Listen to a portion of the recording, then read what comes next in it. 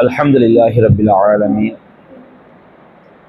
نحمده ونستعينه ونستغفره ونعوذ بالله من شرور أنفسنا ومن سيئات أعمالنا من يهده الله فلا مضل له ومن يضلله فلا هادي له وأشهد أن لا إله إلا الله وحده لا شريك له وأشهد أن محمدا عبده ورسوله أما بعد أعوذ بالله من الشيطان الرجيم بسم الله الرحمن الرحيم والعصر إن الإنسان لفي خسر إلا الذين آمنوا وعملوا الصالحات وتواصوا بالحق وتواصوا بالصبر. அன்பிற்குரிய சகோதரர்களே, தாய்மார்களே, அல்லாஹுடைய மாபெரும் கிருபையினால் நாம் இன்றைய இந்த குர்ஆன் விளக்க உரை வகுப்பிலே திருமறை குர்ஆனின் 103வது அத்தியாயமாகிய சூரா அல் அஸ்ர் என்ற அத்தியாயத்தின் விளக்க உரையை நாம் பார்க்கவிருக்கின்றோம். இந்த அத்தியாயம் 3 வசனங்களை உள்ளடக்கிய சிறிய அத்தியாயங்களில் ஒன்றாகும். இதனுடைய முதலாவது வசனத்திலே வல் அஸ்ர் என்ற வார்த்தை இடம்பெற்றிருக்கக்கூடிய காரணத்தினால் இந்த அத்தியாயத்திற்கு அல் அஸ்ர் என்று பெயர் சூட்டப்பட்டிருக்கிறது. அல்லாஹ் ரப்புல் ஆலமீன் இந்த அத்தியாயத்திலே நாம் படிப்பினை பெறுவதற்குரிய பாடங்களை பெறுவதற்குரிய போதுமான விஷயங்களை அல்லாஹ் ரப்புல் ஆலமீன் நமக்கு இதில் சொல்லி இருக்கின்றார். இமாம் ஷாஃபி இமாம் அவர்கள் இந்த அத்தியாயம் தொடர்பாக கூறும் பொழுது அல்லாஹ் ரப்புல் ஆலமீன் இந்த அத்தியாயத்தை தவிர வேறு எந்த ஒரு வசனங்களையும் அருளாவிட்டாலும் இதுவே மனித சமுதாயத்திற்கு போதுமானதாகும் என்று அவர் குறிப்பிட்டிருக்கிறாங்க. போதுமானது என்று சொன்னால் படிப்பினைகள் பெறுவதற்கு, தொழுகை, நோன்பு, ஜக்காத்து, ஹஜ்ஜு இது போன்ற சட்டங்களுக்கு நமக்கு நிறைய குர்ஆன் வசனங்கள், ஹதீஸ்கள் இல்லாமல் நம்ம புரிய முடியாது. நாம் பாடங்கள் பெறுவதற்கு, படிப்பினை பெறுவதற்கு, போதுமான அறிவுரை பெறுவதற்கு, நம்முடைய உள்ளத்தை சரியான பாதையில் கொண்டு செல்வதற்கு இந்த ஒரு அத்தியாயம் போதுமானது என்று இமாம் ஷாஃபி அவர்கள் சொல்லியிருக்கிறாங்க. அந்த அளவுக்கு இது ஒரு மிகச்சிறந்த ஒரு அத்தியாயம். அல்லாஹ் ரப்புல் ஆலமீன் கூறுகின்றான், பிஸ்மில்லாஹிர் ரஹ்மானிர் ரஹீம், அளவிலா அருளாளன் நிகரிலா அன்பாளன் அல்லாஹ்வின் திருப்பெயரால் துவங்குகின்றேன். வல் அஸ்ர், காலத்தின் மீது சத்தியமாக என்று அல்லாஹ் ரப்புல் ஆலமீன் முதலாவது வசனத்திலே அல்லாஹ் குறிப்பிடுகின்றான். அல் அஸ்ர் என்று சொன்னால் அதற்கு 2 அர்த்தங்கள் இருக்கிறது. முதலாவது அர்த்தம் பகலினுடைய கடைசி நேரம்.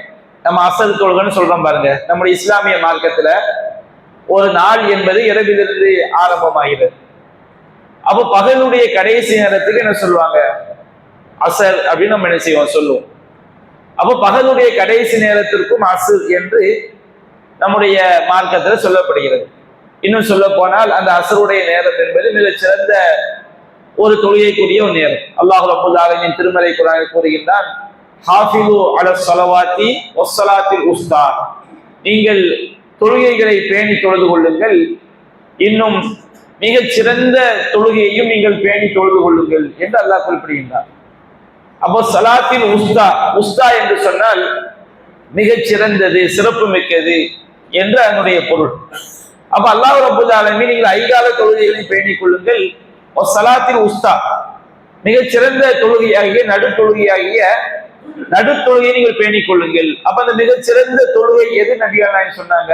அசர் தொழுகை என்று நபிகள் நாயகம் ஸல்லல்லாஹு அலைஹி வஸல்லம் குறிப்பிட்டார்கள். அதுபோன்று இந்த அஸ்ர் என்ற வார்த்தைக்கு இன்னொரு அர்த்தம் காலம். அல்லாஹ் ரப்புல் ஆலமீன் இந்த வசனத்துல காலம் என்று காலத்தின் மீது அல்லாஹ் சத்தியம் செய்கின்றான். வல் அஸ்ரி, காலத்தின் மீது சத்தியமாக. அப்ப அல்லாஹ் ரப்புல் ஆலமீன் ஒன்றின் மீது சத்தியம் செய்கிறான் என்றால் அது மிகவும் முக்கியத்துவம் வாய்ந்தது என்பதை நாம் விளங்கிக் கொள்ள வேண்டும். படைப்பினங்களாகிய நாம அல்லாஹ்வை தவிர வேறு யாரும் நம்ம சத்தியம் பண்ணக்கூடாது. நபிகள் நாயகம் ஸல்லல்லாஹு அலைஹி வஸல்லம் சொன்னாங்க, மன் ஹலஃப பி கைரில்லாஹி ஃபகத் அஷ்ரக, யார் இறைவன் அல்லாதவர்கள் மீது அல்லாஹ் அல்லாதவர்கள் மீது சத்தியம் செய்கிறானோ அவன் அல்லாஹ்வுக்கு இணை வைத்து விட்டான். அப்ப நம்ம இறைவன் அல்லாதவர்கள் மீது நம்ம சத்தியம் செய்யக்கூடாது. எங்க வாப்பா மேல சத்தியம், உம்மா மேல சத்தியம் அப்படி நம்ம என்ன செய்யக்கூடாது, சத்தியம் பண்ணக்கூடாது. அது இணை வைக்கக்கூடிய காரியம். அல்லாஹ் ரப்பல் ஆலமீன் அவனுடைய படைப்பினங்கள் பல பொருட்கள் மேல அல்லாஹ் என்ன செய்கின்றான், நம்ம திருமறை குர்ஆன்ல சத்தியம் செய்ய சொல்லியிருந்தான். அதனுடைய நோக்கம், அந்த விஷயம் மிக மிக முக்கியமானது. அப்ப அல்லாஹ் ரப்பல் ஆலமீன் இந்த வசனத்துல வல் அஸ்ர், காலத்தின் மீது அல்லாஹ் ரப்பல் ஆலமீன் சத்தியம் செய்கின்றான். காலம் என்றால் என்ன?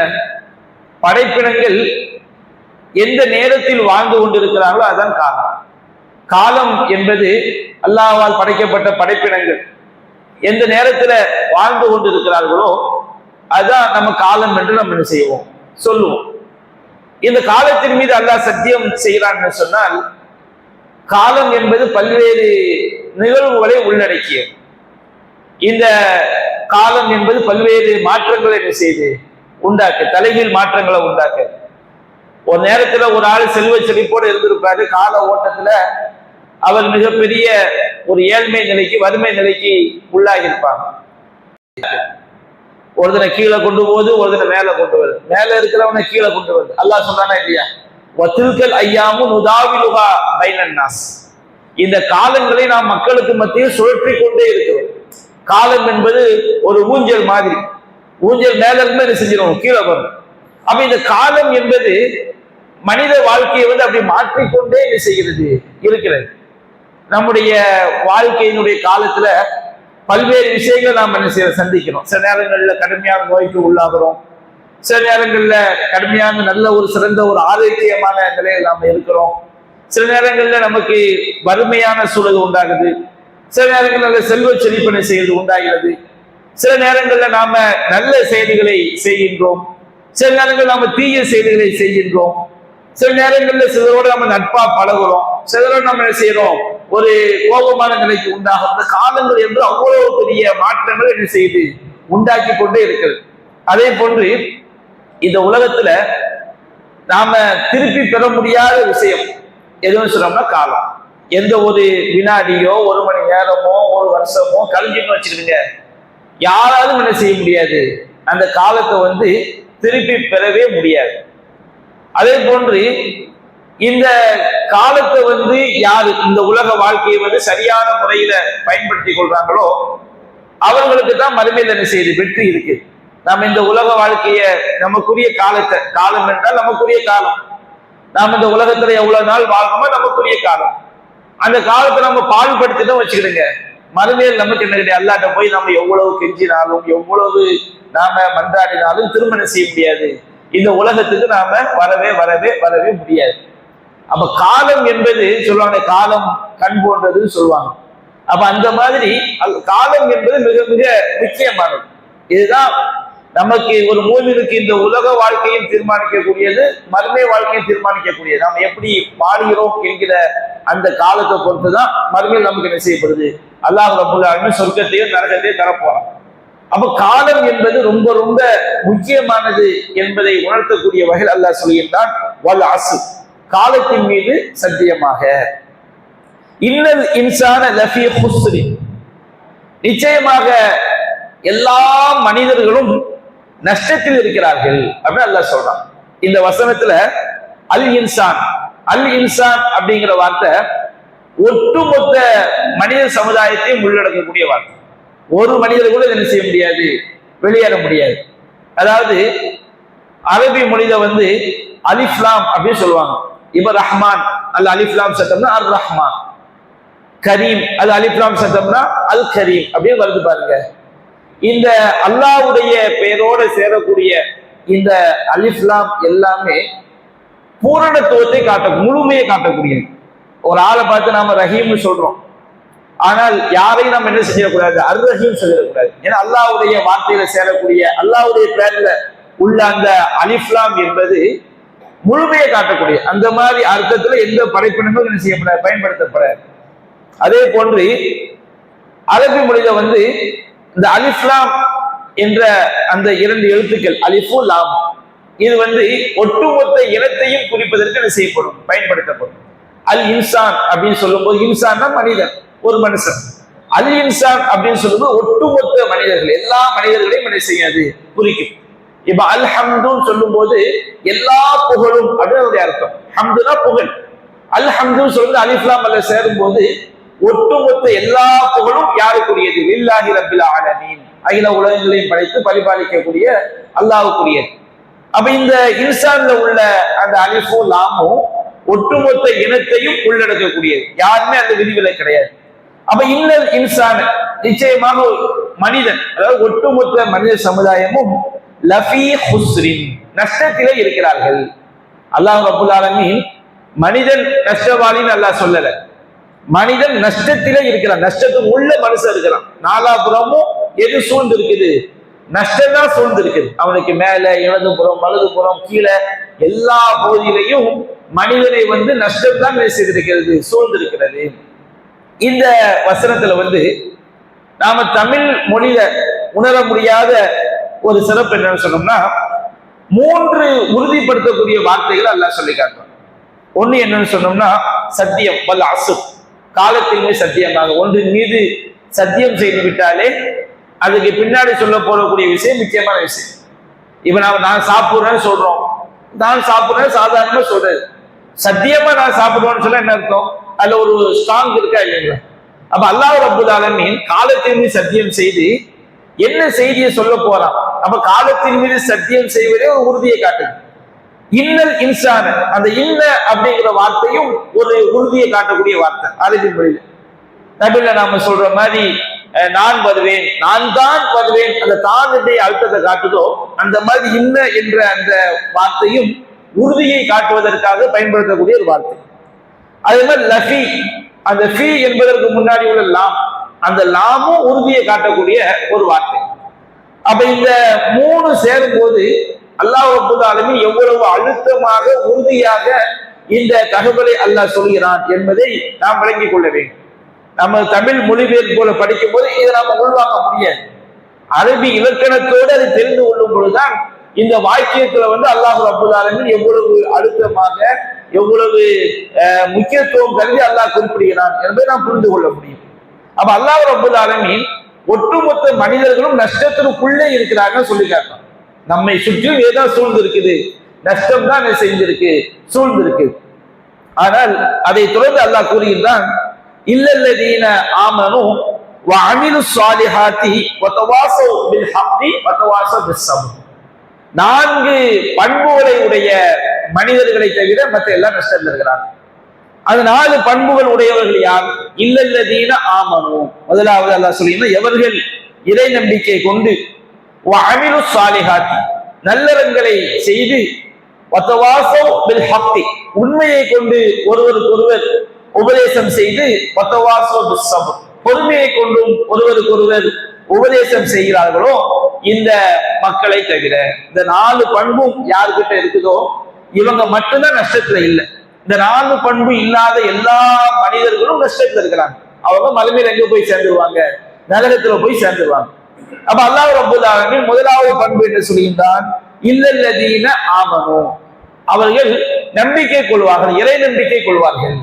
இறை நம்பிக்கை கொள்ளுதல்னா என்ன?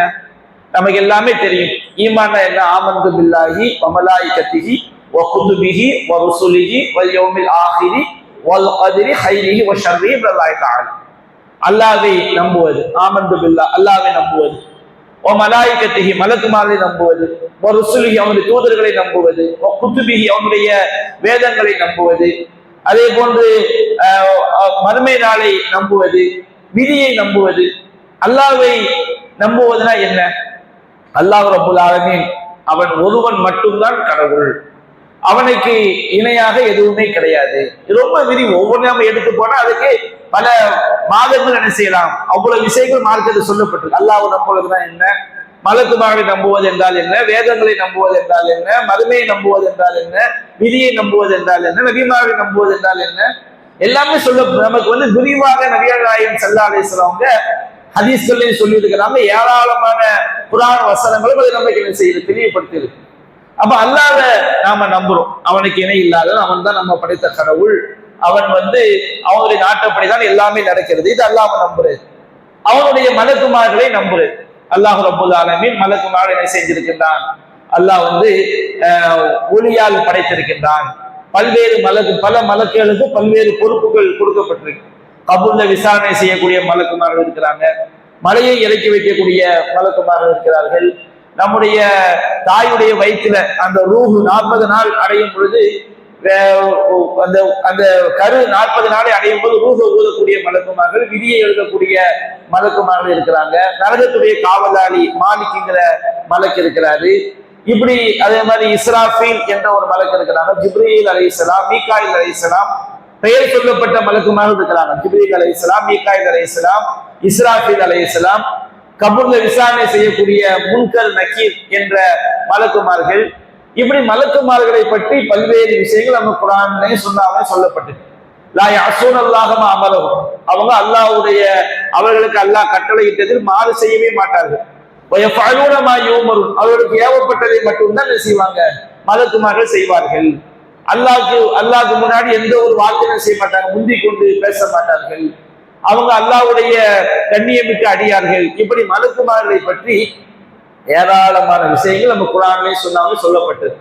அல்லாஹ்வுடைய தூதர் என்ன சொன்னாங்களோ அதை நம்ம கூட்டி நம்பிடக்கூடாது, குறைச்சு நம்பிடக்கூடாது. அது அப்படியே என்ன செய்ய வேண்டும்? நம்ப வேண்டும். நபிமார்களை நாம் நம்பிக்கை கொள்வது, மறுமை நாளை நாம் நம்பிக்கை கொள்வது. நம்முடைய மறுமை வாழ்க்கை என்பது நாம மௌத்தான உடனேயே நமக்கு மறுமை என்ன செஞ்சிடும்? ஸ்டார்ட் ஆயிடும். மறுமை நமக்கு எப்ப ஸ்டார்ட் ஆகுது? நாம மரணித்த மறு வினாடியே நமக்கு என்ன செஞ்சிருது? மறுமை ஸ்டார்ட் ஆயிடும். நபி அல்லாஹ் சொன்னாங்க, இன்னல் கபுர அவ்வளவு மன்சில் மின் மனாசில் ஆகிரா. கபூர் என்பது மறுமையுடைய வீடுகள்ல முதல் வீடு. அப்ப நம்ம மரணித்தவுடன் நம்ம கபூர் வாழ்க்கை என்ன செஞ்சிருது? ஸ்டார்ட் ஆயிடும். அப்ப மறுமையை நம்புறோம்னு சொன்னோம்னா கபூர் வாழ்க்கையை நாம நம்பணும். அங்க மலக்குமார்கள் வருவாங்க. மன் ரப்புக்க, உன்னுடைய இறைவன் யார்? ஒமா தீனுக்க, உன்னுடைய மார்க்கம் எது? நபிகள் நாயகம் குறித்து என்ன செய்வாங்க? அவங்க கேள்வி கேட்பாங்க. இந்த உலகத்துல சரியாக வாழ்ந்தவன் அங்க பதில் சொல்லுவான்.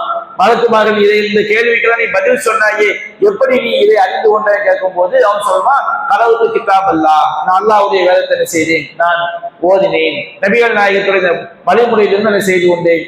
நான் தெரிந்து கொண்டேன். அல்லாஹ்வுடைய வேதத்தை ஓதினேன், அதை நம்பிக்கை கொண்டேன், அதை உண்மைப்படுத்தி வாழ்ந்தேன், அதன் மூலமாக நான் செய்து கொண்டேன், தெரிந்து கொண்டேன் அப்படின்னு சொல்லுவான். தீயவன் அந்த கேள்வி கேட்கப்படும்போது அவனுக்கு என்ன செய்ய முடியாது? எந்த பதிலும் சொல்ல முடியாது. ஒன்று அவனுக்கு கபூர் என்பது சொர்க்க பூஞ்சோலையாக இருக்கும், அல்லது நரகத்தினுடைய சுடுகாடாக என்ன செய்யும்? நரக தீச்சோலையாக நரகத்தினுடைய ஜுவாலையாக செய்யும் இருக்கும். அப்ப கபூர் வாழ்க்கை என்பது நமக்கு மறுமையுடைய ஸ்டார்ட். அல்லாஹ் ரப்பல் ஆலமீன் கபூர் வாழ்க்கை முடிஞ்சு நம்மள மறுமையில உயிர் கொடுத்து எழுப்பும் போது அல்லாஹ் ரப்பல் ஆலமீன் மனுஷங்களை எப்படி எழுப்புவா? மனிதர்கள் ஹுஃபாத்தன் உராத்தன் ஊர்லன் புஹுமன், அவங்க செருப்பணியாம மறுமையில் எழுப்பப்படுவாங்க. ஹுஃபாத்தன் செருப்பணியாமல், ஆடை அணியாமல், அதே மாதிரி ஹத்னா செய்யப்படாமல், புஹுமன் எந்த செல்வமும் இல்லாமல் எழுப்பப்படுவாங்க. நம்ம எல்லா செல்வத்தையும் இந்த உலகத்தை விட்டுட்டு போகணும். அப்ப மறுமையில் நம்ம ஒன்றுமே இல்லாம மறுமையில் எழுப்பப்படுவோம். அங்க அப்ப ஆயிஷா ரலியல்லாஹு அன்ஹா கேட்கிறாங்க, அல்லாஹ்வின் தூதரே, மனிதர்கள் எல்லாம் செருப்பணியாம, ஆடை அணியாம, ஹத்னா செய்யப்படாம எழுப்பப்பட்டாங்கன்னா ஒருவரை ஒருவர் பார்க்க வேண்டிய நிலைமை ஏற்படும் சொல்லும் போது நபி அல்லாஹ் சொன்னாங்க, ஆயிஷாவே அல்ல அம்ரு அஷத்தும் இருந்தாங்க. அங்க உள்ள விஷயம் அதை விட கடுமையாகும். அந்த பயங்கரமான சூழல்ல, பயத்துல, நெருக்கடியில யாரும் ஒருவரை ஒருவர் பார்க்கக்கூடிய நிலைமையெல்லாம் என்ன செய்யாது? இருக்காது. இப்படி மறுமை தொடர்பாக பல்வேறு விஷயங்கள் நமக்கு என்ன செய்யப்பட்டது? சொல்லப்பட்டது. அதை நம்ப வேண்டும். குர்ஆன்ல சுன்னாவுலையும் என்ன சொல்லப்பட்டிருக்கும் அதை நம்ம கூட்டியும் நம்பிடக்கூடாது, குறைத்தும் நம்பிவிடக்கூடாது. அதே போன்று விதியை நாம நம்பணும். அல்லாஹ் ரப்பல் ஆலமீன் எல்லா படைப்பினங்களையும் படைக்கிறதுக்கு முன்னாடி முதல்ல ஒரு பேனாவை அல்லாஹ் படைத்து எழுதும்னு சொன்னான். அது கியாமத் நாள் வரை என்னென்ன நடக்க வேண்டுமோ எல்லாத்தையும் செஞ்சிருச்சு, எழுதி முடித்து விட்டது. அல்லாஹ்வுடைய விதிப்படிதான் நமக்கு என்ன செய்யுது? எல்லாமே நடக்குது. அப்போ நமக்கு ஏற்படக்கூடிய நல்லதும் கெட்டதும் அல்லாஹ்வுடைய விதியில உள்ளது. அந்த விதியை நாம நம்பணும். விதியை நாம எப்படி நம்ப வேண்டும்? அதனுடைய விஷயங்கள் என்ன, அடிப்படைகள் எல்லாமே குர்ஆன் சொன்னால் நமக்கு சொல்லப்பட்டு அதை நாம் என்ன செய்ய வேண்டும்? சரியாக நம்ப வேண்டும். அப்ப நபியார் அல்லாஹ் சொல்லுகின்றான், இல்லல்லதீன ஆமனு, எவர்கள் நம்பிக்கை கொண்டு. அப்ப நம்பிக்கை சார்ந்த விஷயங்கள் நம்ம சரியாக இருக்க வேண்டும். அகீதா, இந்த அகீதாவுல சரியா இருக்கிறோமா? சமுதாயம் சரியா இருக்குதான்னு சொன்னால் சரியா இல்லை. அகீதாங்கிற பெயர்ல வந்து குர்ஆன் சுன்னாவுல இல்லாத பல்வேறு நம்பிக்கைகள் என்ன செஞ்சிருக்கிறாங்க, உள்ளத்துல நிறைச்சு வச்சிருக்கிறாங்க. ஏராளமான நம்பிக்கைகள், வழிமார்கள் தொடர்பான மொய்தி ஆண்டவர் அவுலியா, திராப்சைஃபுல்லா ஹாஜா அவுலியா, சஹனா அவுலியா, பல மக்கள் இவங்கெல்லாம் அவுலியாக்கள், இவங்க நமக்கு உதவி செய்வாங்க, இவங்க நம்ம கேட்டா இவங்க என்ன செய்வாங்க, நமக்கு தருவாங்க, இப்படி பலவிதமான நம்பிக்கைகள். அதே போன்று அல்லாஹ்வை கனவுல பார்க்கணும்னா இதை செஞ்சு அல்லாஹ்வை கனவுல பார்க்கலாம், தப்பா நம்பிக்கைகள், நபிகள் நாயகம் சொல்லி இருக்க மாட்டாங்க. இப்படி ஏராளமான ஷிர்கான நம்பிக்கைகள், பிதாவான நம்பிக்கைகள் நிறைந்து காணப்படும். அந்த மாதிரி நம்பிக்கை இருந்தால் நஷ்டம்தான். நம்பிக்கை என்பது குர்ஆன் சுன்னாவிலிருந்து எடுக்கப்பட்ட நம்பிக்கையாக இதை செய்ய வேண்டும், இருக்க வேண்டும்.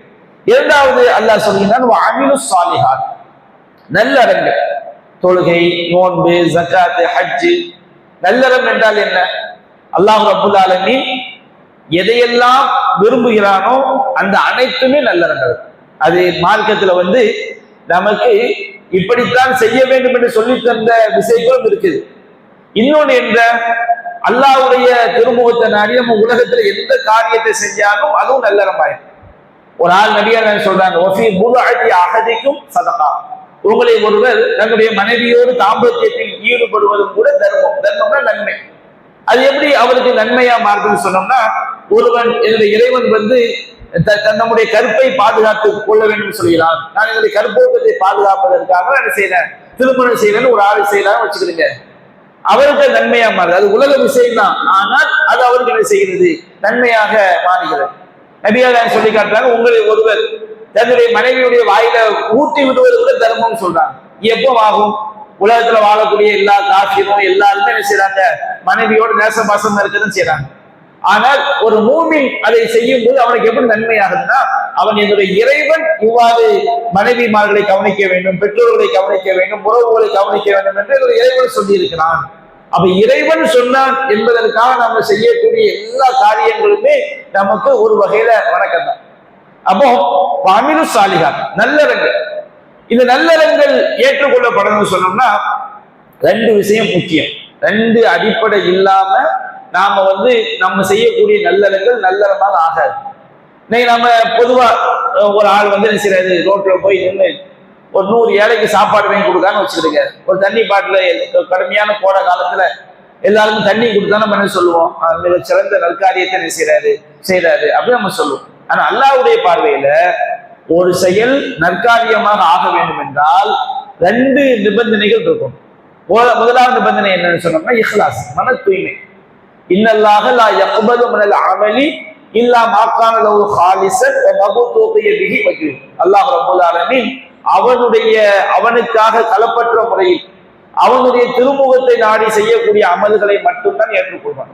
நமக்கு ஏராளமான ஹதீஸ்கள் நம்ம கேள்விப்பட்டிருக்கோம், இஹ்லாஸ் இல்லாட்டா நம்முடைய அமல்கள் செய்யப்படாது, ஏற்றுக்கொள்ளப்படாது. இப்போ ஒரு ஆள் தொழுகிறாரு, நபிகள் நாயகம் சொல்லி தந்த முறைப்படி கரெக்டா தொழுகிறாரு, ஒழு செய்யறாரு, கரெக்டா என்ன செய்யறாரு, ரசூல்லா எப்படி தக்பீர் கட்டினாங்க, ரசூல்லா எப்படி ருக்கூ செஞ்சாங்க, ரசூல்லா எப்படி சஜிதா பண்ணாங்க, எல்லாம் கரெக்டா பேணி தொழுகிறாரு.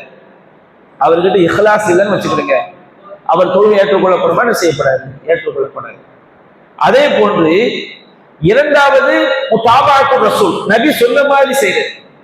ஒரு ஆள் என்ன செய்யறாரு, ரொம்ப இஹ்லாஸா செய்யறாரு, ஆனா நபி சொன்ன மாதிரி செய்யணும் வச்சுக்கிடுங்க, அந்த அமலும் என்ன செய்யப்படாது, அல்லாஹ் கிட்ட ஏற்றுக்கொள்ளப்படாது. நபி அல்லாஹ் சொல்றாங்க, மன் அமில அமலன் ஃபலைஸா அலைஹி அம்ருனா ஃபஹுவ ரத். யார் நாம் கட்டளையிடாத காரியத்தை செய்கிறாரோ அது அல்லாஹ்விடம் மறுக்கப்படும். அப்போ இன்றைக்கு நம்ம இஸ்லாமிய சமுதாயத்துல ஒரு பெரிய குறைபாடு என்ன, வணக்கங்கள் செய்யறாங்க, ஆனால் நபிகள் நாயகம் எப்படி செய்தார்கள் என்று அதை நுணுக்கமாக சிந்தித்து சரியாக செய்யக்கூடிய அக்கறை எத்தனை பேருக்கு இருக்குதுன்னா அது ரொம்ப ஒரு கம்மியாக இருக்க நம்ம பார்க்கணும். அது நமக்கு மறுமையில் பெரிய நஷ்டம். நபிகள் நாயகம் ஸல்லல்லாஹு அலைஹி வஸல்லம் அவங்க சொல்லி காட்டுறாங்க, மன் அஹ்தஸ ஃபீ அம்ரினா ஹாதா மா லைஸ மின்ஹு ஃபஹுவ ரத். நம்முடைய மார்க்கத்தில் இல்லாத ஒன்றை ஒருவர் புதிதாக உண்டாக்கினால் அது அல்லாஹ்ட்ட மறுக்கப்படும். அப்ப நல்லறங்கள் ஏற்கப்பட வேண்டும் சொன்னோம்னா 2 விஷயம் முக்கியம். இப்போ ஒரு ஆள் வந்து அவங்க வீட்டுல உமாவுக்கு பாத்தியா ஓதுறாரு, ரொம்ப பக்தியா உட்கார்ந்து யாரெல்லாம் எப்படியாவது எங்கம்மாவை சொந்தத்துக்கு கொண்டு போய் சாம்பிராணி எடுத்து போடுறாருன்னு வச்சுக்கிடுங்க, இஹ்லாஸ் இருக்குது, உண்மைதான் இஹ்லாஸ் இருக்குது. பாத்தியாவோட எல்லாருமே என்ன செய்யறாங்க, வீணாவை ஓதிட்டு இருக்கிறான். நிறைய பேர் என்ன செய்யறாங்க, ரொம்ப எப்படியாவது நம்ம இந்த யாசினை ஓதி உமாவை கொண்டு போய் என்ன செஞ்சிடணும், சொர்க்கத்துல சேர்த்துடணும், பாப்பாவை கொண்டு போய் சொர்க்கத்துல சேர்த்துடணும் அப்படின்னு ரொம்ப பயபக்தியோடு ஓதுவாங்க. என்ன பயபக்தியோட ஓதினாலும் இஹ்லாஸ் இருந்தாலும் நபி செஞ்சிருக்கிறாங்களா? நபி செய்யல. அப்போ சில விஷயங்கள்ல இஹ்லாஸ் இருக்கும், ஆனால் நபி செஞ்சிருக்க மாட்டாங்க. அப்பவும் அந்த செயல் நற்செயல் ஆகாது. சில விஷயங்கள்ல நபி செஞ்ச மாதிரி செய்வாங்க, ஆனா என்ன இருக்காது, இஹ்லாஸ் இருக்காது. அப்பவும் நற்செயல் ஆகாது. அல்லாஹ் சொல்றானா இல்லையா, ஆனா அகன ஷுரக்காயி அனிஷிர்க், நான் இணை வைத்தலை விட்டும் தேவையற்றவன்.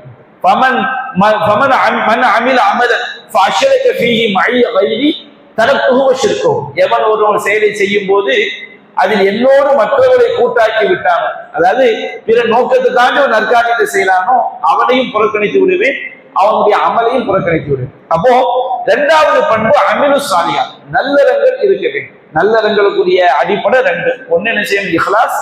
இன்னொன்று நபி காட்டி தந்த மாதிரி செய்ய வேண்டும். மூன்றாவதாக அல்லாஹ் சொல்கின்றான், வதவாசவ் பில் ஹக், உண்மையை கொண்டு ஒருவருக்கு ஒரு உபதேசம் செய்யணும். உண்மை என்று அல்லாஹ் சொல்வது இஸ்லாமிய மார்க்கம். ஹக்கு எது? குர்ஆன்ல நம்ம நூற்றுக்கணக்கான வசனங்கள்ல இறைவனிடமிருந்து உங்களுக்கு ஹக்கு வந்து விட்டது அப்படின்னு அல்லாஹ் உண்மை வந்து விட்டதுன்னு சொல்றான். குல் ஜாஅல் ஹக்கு வ ஸஹகல் பாத்தில், நபியே சொல்லுங்கள், உண்மை வந்து விட்டது, பொய் அழிந்து விட்டது. இன்னல் பாத்தில கான ஸஹூகா, பொய் என்று அழியக்கூடியதுதான். அப்ப அல்லாஹ் ஹக்கு என்று சொல்வது சத்திய மார்க்கம். இந்த சத்திய மார்க்கம் தான் ஹக்கு. அப்ப இந்த சத்திய மார்க்கத்தை ஒருவருக்கு ஒருவர் மூமின்கள் உபதேசம் செய்யக்கூடியவங்க என்ன செய்திருக்கணும். ஒரு ஆள் ஒரு பாவமான செயலை செய்யறாரு, அல்லது அறியாம தப்பு பண்றாரு, இது ரசூலா இப்படி சொல்லி இருக்கிறாங்க, இப்படி செய்யக்கூடாது அப்படின்னு என்ன செய்யணும், மார்க்கத்தை என்ன செய்யணும், உபதேசிக்கணும். ஒரு ஆள் என்ன செய்யறாரு, ஒரு நல்ல செயலை செய்யறாரு, நல்லது தெரியாம இருக்கும்போது அவருக்கு சொல்லிக் கொடுக்கணும், தப்பா இருக்கும்போது என்ன செய்யணும், திருத்தி கொடுக்கணும். இதுதான மனிதன், முஸ்லிம்களுடைய பண்பு. இது ஒரு மூமின் அல்லாஹ் சொல்லும் போது வல் மூமினூன வல் மூமினாத்து பஅதுஹும் அவுலியாஉ பஅத், அல்லாஹ்வை நம்பிக்கை கொண்ட ஆண்களும் அல்லாஹ்வை நம்பிக்கை கொண்ட பெண்களும் ஒருவருக்கொருவர் பாதுகாவலர்கள். பாதுகாவலர் அர்த்தம், நமக்கு தெரிஞ்ச மார்க்கத்தை நம்ம என்ன செய்யணும், இன்னொரு ஆளுக்கு சொல்லணும். அவங்களுக்கு தெரிஞ்ச மார்க்கத்தை அவங்க நமக்கு என்ன செய்வாங்க, சொல்லுவாங்க. ஆக மொத்தம் வதவாசவ் பில் ஹக், உண்மையை கொண்டு சத்திய மார்க்கத்தை கொண்டு ஒருவருக்கு ஒருவர் உபதேசம் செய்ய வேண்டும். இன்றைக்கு எதையெல்லாம் நாம் என்ன செய்வோம், உபதேசம் பண்றோம் அதிகமான மக்கள். ஆனால் மார்க்கத்தை உபதேசம் பண்றோமா?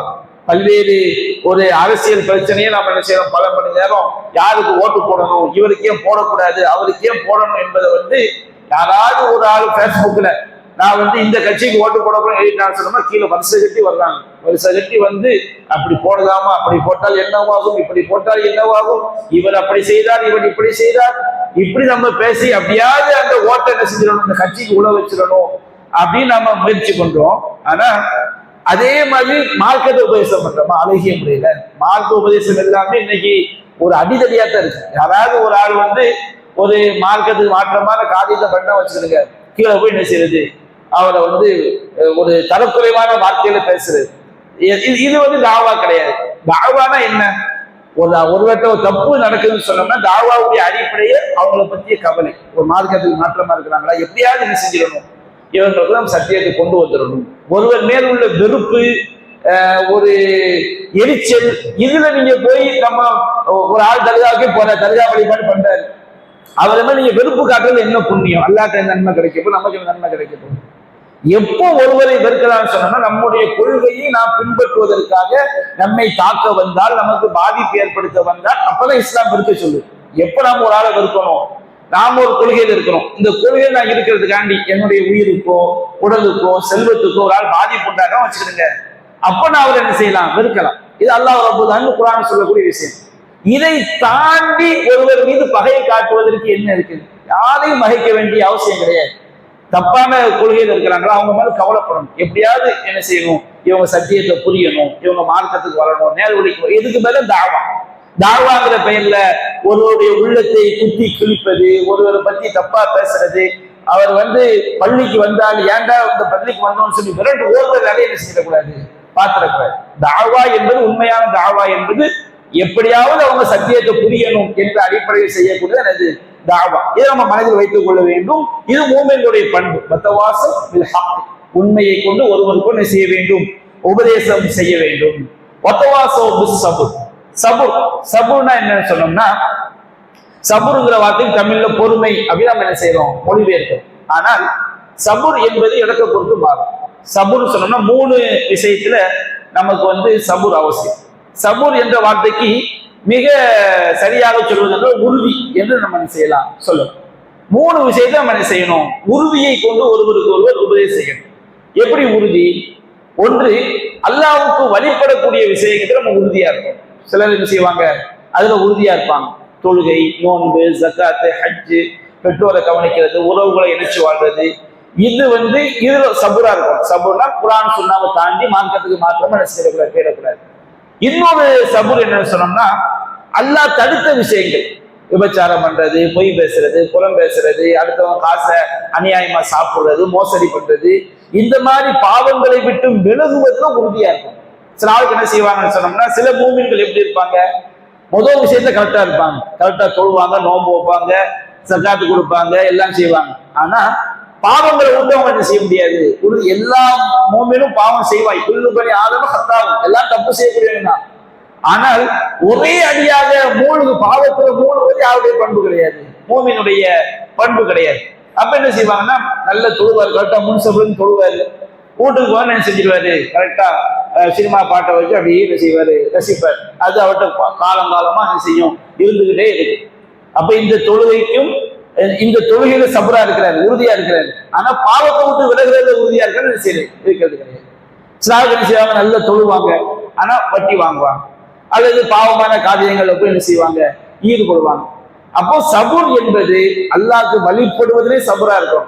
சிலாவுக்கு என்ன செய்வாங்கன்னு சொன்னோம்னா, பாவமான காரியங்கள்ல விலகிறது, நல்ல ஒரு தொழுகைகளா இருக்காது, நோம்பலா இருக்காது. ஆனா எங்க ஒரு ஹராமான ஒரு ஹோட்டல்ல போய் சாப்பிட போகும்போது அது அவன் பிஸ்மில்லா சொல்லி அர்த்திருக்க மாட்டான். அதுவும் என்ன செய்வாரு? ரொம்ப உறுதியா என்ன செய்வாரு? இருப்பாரு. ஆனா அந்த சபுரை இதுல காட்ட மாட்டாரு, வணக்க வழிபாடுகள் என்ன செய்ய மாட்டாரு? காட்ட மாட்டாரு. அப்ப எல்லாமே முக்கியம். அது போன்று சிலர் என்ன செய்வாங்கன்னா, வணக்க வழிபாடுகள்ல நல்ல உறுதியா இருப்பாங்க, பாவமான காரியங்களை விலகிறது உறுதியா இருப்பாங்க. எந்த சினிமா பார்க்க மாட்டாங்க, புறம் பேச மாட்டாங்க, போய் முடிஞ்ச அளவு தப்பு என்பது எல்லாத்தையும் வரும். ஒரு பெரும்பாடுகள் செய்யக்கூடிய அளவுக்கு என்ன செய்ய மாட்டாங்க? செய்ய மாட்டாங்க. ஆனா ஒரு துன்பம் வந்துட்டு வச்சுக்கிடுங்க, ஒரு நோய், ஒரு கஷ்டம் வந்துட்டு வச்சுக்கிடுங்க, அப்ப சபூர் என்ன செஞ்சிடும்? இல்லாம இருக்கு. சபூர் என்பது 3 விஷயத்துல நமக்கு சபூர் வேணும். ஒரு விஷயம் என்ன? அல்லாஹ்க்கு வழிபடக்கூடிய விஷயத்துல நமக்கு சபூர், உறுதி வேணும். 2வது, பாவமான விஷயங்களை விலகிறதுல நமக்கு சபூர் வேணும். 3வது என்ன வேணும்? நமக்கு ஒரு துன்பம் வந்துட்டு வச்சுக்கிடுங்க, துன்பத்தின் போது அல்லாஹ் மேல என்ன செஞ்சிடக்கூடாது? நிராசை அடைந்து விடக்கூடாது. குர்ஆன் அல்லாஹ் சொல்றான், வமினன் நாசி மை அபுதுல்லாஹ அலா ஹர்ஃபின், மனிதர்கள் சிலர் இருக்கிறார்கள் விளிம்பில் நின்று கொண்டு அல்லாஹ் வணங்கிட்டு இருக்கிறான். அவன் ஓரத்துல நின்று அல்லாஹ் மேல நம்பிக்கை அவனுக்கு எப்படி இருக்கு? ஓரத்துல நிக்கிற மாதிரி இருக்கு. அப்ப அல்லாஹ் சொல்லி காட்டுறான், ஃபைன் அஸாபத்து ஹைருன், அவனுக்கு நல்லது நடந்து விட்டால் இத்துமா அன்னபிஹி, நிம்மதி அடையலாம். அவனுக்கு நல்லதா நடக்குது, கரெக்டா அவரு எந்த கடனும் அல்ல, எந்த நோயும் அல்ல, எந்த கஷ்டமும் அல்ல அப்படின்னா என்ன செய்வாரு? என்ன செய்வாரு? சொல்லிட்டு இருப்பாரு. திடீர்னு ஒரு நோய் வந்துடும். நோய் எனக்கு ஆயிடுச்சு, அல்லா என்ன சோதிச்சிய, என்ன கை விட்டிய, நீ என்ன பார்க்கலையா, அல்லா கண் இல்லையா, எனக்கு அப்படி ஆகி போச்சு, நான் யாருக்கு என்ன பாவம் செஞ்சு, எனக்கு இப்படி என்ன செய்வாரு? புலம்பி தீர்த்துருவாரு. இது ஆண்கள்கிட்ட இருக்குது, பெண்கள்கிட்ட இருக்குது. நம்மள்கிட்ட ஈமானிய உறுதி இல்லாத எல்லாத்தையும் என்ன செஞ்சிடும்? வந்து அப்ப நபியா சொல்லி காட்டுறாங்க, அல் மூமினுல் கவியு ஹைரு வஹபிலல்லாஹி வ மூமினுல் அலீஃப், ஒரு பலமான மூமின் பலவீனமான மூமினை விட சிறந்தவன், அல்லாஹ்வுக்கு நேசத்திற்குரியவன். அப்ப 2 பேருமே நல்லதுதான். ஆனால் ஒரு பலமான மூமின்னா என்ன? அவனுக்கு சோதனை வந்ததுன்னா பொறுத்துக் கொள்வான். அவன் நல்லது அல்லாஹ் என்ன செய்வான்? நன்றி செலுத்துவான். அப்ப நமக்கு எந்த ஒரு சோதனை வந்தாலும் அல்லாஹ் மேல் நம்பிக்கை நினைச்சிடக்கூடாது, இழந்து விடக்கூடாது. அப்ப இந்த சபூர் என்பது முக்கியம். நபிகள் நாயகம் ஸல்லல்லாஹு அலைஹி வஸல்லம் அவங்களுடைய பேர குழந்தை மௌத்தா போகும்போது ரசூலுல்லாஹ் ஒரு யுத்தத்தில் இருக்கிறாங்க. ஒரு யுத்தத்தில் இருக்கும்போது வாப்ப வந்தே ஆகணுங்கிறாங்க. அப்ப நபிகள் நாயகம் சொல்றாங்க, என் மகள்கிட்ட போய் சொல்லுங்க, ஃபல் தஸ்பிர் வல் தஹ்தசிப், அவங்க பொறுமையா இருக்கட்டும், அவங்க நன்மை எதிர்பார்க்கட்டும். ஃபஇன்ன லில்லாஹி மா அஹத, அல்லாஹ் எதை எடுத்துக்கிட்டானோ அது அவனுக்குரியதான். வலஹு மா அத்தா, அவன் எதை தந்தானோ அதுவும் அவனுக்குரியது. அப்ப நமக்கு என்ன நம்பிக்கை வரணும்? எல்லாமே அல்லாஹ்வுடையது நம்ம நம்பிக்கை வந்து வச்சுக்கிடுங்க. ஒரு ஆள் மௌத்தாயிட்டா என்ன சொல்லுவோம்? இன்னா லில்லாஹி வ இன்னா இலைஹி ராஜிஊன். அதனுடைய அர்த்தம் என்ன? அந்த வார்த்தையின் தாத்பரியம் என்ன? எல்லாமே அல்லாஹ்வுடையது. நாம் அல்லாஹ்வுக்கே உரியவர்கள், அவரிடமே திரும்பி செல்லக்கூடியவர்கள். இது மௌத்துக்கு மட்டுமா? ஃபைன் அஸாபத்துஹு முஸீபா, அவர்களுக்கு எந்த துன்பம் ஏற்பட்டாலும் ஃபகாலு இன்னா லில்லாஹி வ இன்னா இலைஹி ராஜிஊன், நாங்கள் அல்லாஹ்வுக்கே உரியவர்கள், அவரிடமே திரும்பி செல்லக்கூடியவர்கள். திடீர்னு 1 கோடி ரூபாய் நஷ்டம் ஆயிடுச்சு. அப்போ ஒரு நம்ம வந்து பொறுமையா அல்லாஹ்வுடைய மீது நம்பிக்கை வச்சுக்கிடுங்க, டக்குன்னு அல்லன்னு என்ன செஞ்சிடலாம், நம்ம ரிலாக்ஸ் ஆயிடலாம். எல்லாம் அல்லாஹ்வுடைய தந்தம் எடுத்துக்கிட்டான். நம்ம பிறக்கும் போது உம்மா வயிற்றுல இருந்து பிறக்கும் போது எல்லாத்தையும் கொண்டுகிட்டா பிறந்தோம். அல்லாஹ் நமக்கு படிப்படியா எல்லாம் தந்தான்ல, படைச்சவன் எடுத்துக்கிட்டான், பொறுமையா இருக்கும், திரும்ப என்ன செய்வான், தருவான். இந்த நம்பிக்கை வந்துன்னு வச்சுக்கிடுங்க, நம்ம நஷ்டத்துல என்ன செஞ்சிட மாட்டோம், போய்விட மாட்டோம். அப்ப நமக்கு பொறுமை என்று சொன்னால் இந்த 3 மார்க்க விஷயங்களை நம்ம பிரித்து பார்க்கணும். இந்த 3 விஷயம் அல்லாஹ் வழிபடுவதில் உறுதியா இருக்கும். அவங்களுடைய குடும்பத்தை தொழுமாறு ஏவுகிறார், அது பொறுமையாக உறுதியாக இருக்கிறார். பாவமான காரியங்களை விளங்குவதில் உறுதியாக இருக்க வேண்டும். அதே போன்று துன்பம் ஏற்படும் போது நாம் அல்லாமல் நம்பிக்கை வைக்காம உறுதியா இருக்கணும். இந்த 4 தன்மை இருந்தால் அவர்கள் தான் நஷ்டத்தில் இல்லை. இந்த 4 தன்மை இல்லாதவங்க எல்லாரையும் சுற்றி மிகப்பெரிய நரகம் என்ன செய்ய சூழ்ந்திருக்கிறது, மிகப்பெரிய தோல்வி சூழ்ந்திருக்கிறது. அப்ப 4 தன்மையை நாம் என்ன செய்யணும், வளர்த்து கொள்ள பாடுபட வேண்டும். நமக்கு முதல்ல ஈமான்ல சரியா இருக்க வேண்டும், நல்லறங்கள் இருக்க வேண்டும், மார்க்கத்தை ஒருவருக்கு ஒருவர் உபதேசம் செய்ய வேண்டும், சபுரை ஒருவருக்கு ஒருவர் செய்ய வேண்டும், உபதேசம் செய்ய வேண்டும். அல்லாஹ் ரப்பல் ஆலமீன் இந்த பண்புகளை பெற்ற நன்மக்களாக நம் அனைவரையும் ஆய்த்தருள் புரிவானாக. வாஹிர் தஅவானா அல்ஹம்துலில்லாஹி ரப்பில் ஆலமீன்.